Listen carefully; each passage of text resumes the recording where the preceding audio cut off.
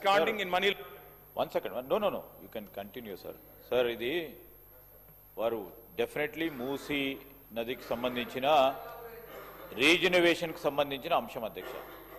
ప్రశ్నకు సంబంధించి ఈరోజు క్వశ్చన్ అవర్లు వేస్తూ ఉన్నారు.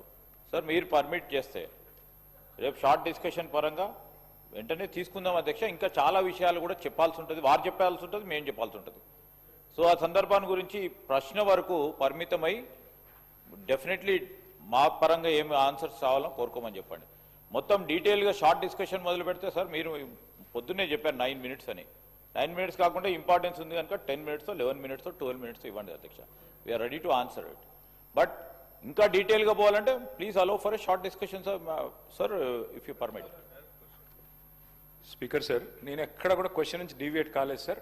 వారు మంత్రి గారు 1400 స్ట్రక్చర్స్ పోతాయన్నారు. గవర్నమెంట్ ఇచ్చిన గెజెట్లో 10,000 స్ట్రక్చర్స్ అని గవర్నమెంట్ గెజెట్ ఇచ్చింది. మరి 1400 స్ట్రక్చర్స్ కరెక్టా, గవర్నమెంట్ ఇచ్చిన గెజెట్ కరెక్టా, ఏది కరెక్టు?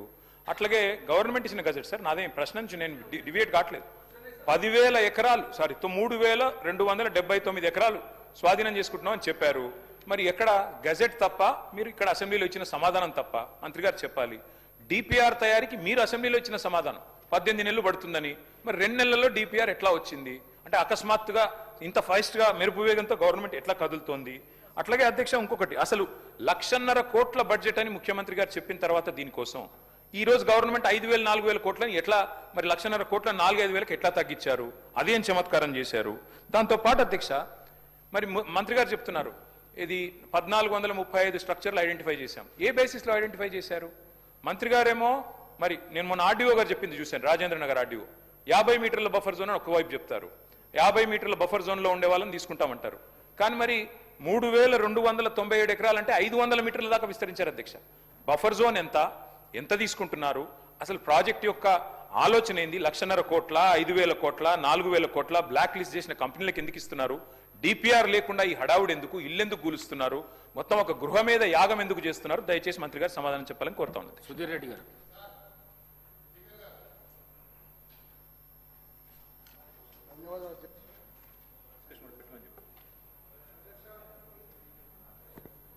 ఈరోజు మూసీ నది ప్రక్షాళన కార్యక్రమంలో ఆ పరివాహక ప్రాంతాల్లో ఉండే ప్రజలందరూ కూడా తీవ్రమైన భయాందోళనతో బతుకుతా ఉన్నారు అధ్యక్ష.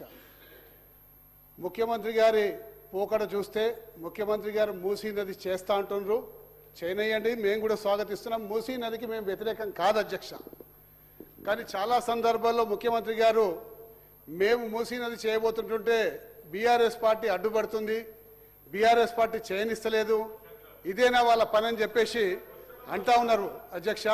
మూసీ నది ప్రక్షాళన ప్రారంభమైందే బీఆర్ఎస్ పార్టీ ఆధ్వర్యంలో మా కేసీఆర్ గారి నాయకత్వంలో అని చెప్పేసి ఈ సందర్భంగా మనవి చేసుకుంటున్నాం వైసా. మూసీ నదిలో 3 స్థాయిలు ఉంటాయి అధ్యక్ష. ప్రక్షాళన చేస్తాక 3 స్థాయిలు ఉంటాయి అధ్యక్ష. మొదటి స్థాయి మూసీ నదిలోకి ప్రవహిస్తున్న హైదరాబాద్లో ఉన్న సివేజ్ వాటర్ని అంతా కూడా వివిధ రకాలుగా వివిధ రూపాల్లో వివిధ ప్లేసెస్లో ఎస్టీపీలు పెట్టి శుద్ధి చేసి స్వచ్ఛమైన నీటిని మూసీ నదిలో వదిలే ప్రక్రియ మొదటి ప్రక్రియ అధ్యక్ష.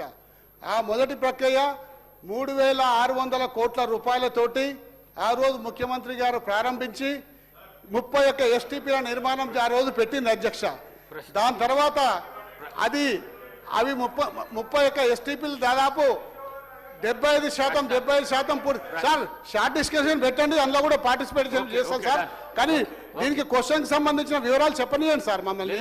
మాకు ఎప్పుడు సార్ మైకే అవకాశం మీరు ఎట్లా సార్? నాకు అర్థం కాదు. క్వశ్చన్ కు పరిమితంగా అండి. అవును సార్, క్వశ్చన్ దానికి సంబంధించిన వివరాలు చెప్తున్నాం కదా సార్. ఉన్న క్వశ్చన్ కే పరిమితంగా అండి సార్. క్వశ్చన్ కే పరిమితం అవుతున్నాం సార్. మేమేమో ఈ పద్ధతులు చేసినాము, ఎక్కడ కూడా ఒక ఇల్లు సార్ ఇప్పుడు వారు చెప్పినట్టు సార్ అక్కడికి వెళ్ళి ఇక్కడి వరకు దాదాపు 11,000 స్ట్రక్చర్లు ఇవాళ బఫర్ జోన్లో ఐడెంటిఫై ఆ రోజు చేసి ఉంటుంది సార్. కానీ ఎక్కడ కూడా ఒక్క స్ట్రక్చర్ కూడా కూలగొడతాక మేము ముందుకు రాలేదు సార్. ఎందుకు రాలే అంటే నేను కేటీఆర్ గారు సబితా ఇంద్రారెడ్డి గారు ముగ్గురం కలిసిపోయి కేసీఆర్ గారికి విన్నవించినాం. సార్ ఇన్ని స్ట్రక్చర్స్ వస్తున్నాయి, మరి ఏం చేద్దామంటే ఇన్ని ఇండ్లు కూలగొట్టి మూసీ నది మనం అంతా అలా బాధ పెట్టి చేయాల్సిన అవసరం లేదు, ఇండ్లు కూలగొట్టకుండా ఏ విధంగా చేయగలుగుతారో ఇంకో ఫార్ములా తోటి మీరు రండి మా ముందుకు, అప్పుడు మనం దాన్ని టేకప్ చేద్దామని చెప్పడం వల్ల మేము ఇండ్లు కూలగొట్టకుండా ఏ విధంగా చేస్తారో ఒక 2 ఫార్ములాలు తయారు చేసే వరకే ఇంతలో ఎలక్షన్ నోటిఫికేషన్ వచ్చింది సార్. ఆ ఎలక్షన్ నోటిఫికేషన్ తర్వాత ప్రభుత్వం మారిపోయింది. ఈ ప్రభుత్వం కక్ష కట్టినట్టు ఇవాళ పేద ప్రజల మీద పడి వాళ్ళ ఇళ్లకు రెడ్ మార్కులు పెట్టి నిద్రాహారాలు లేకుండా చేసింది సార్.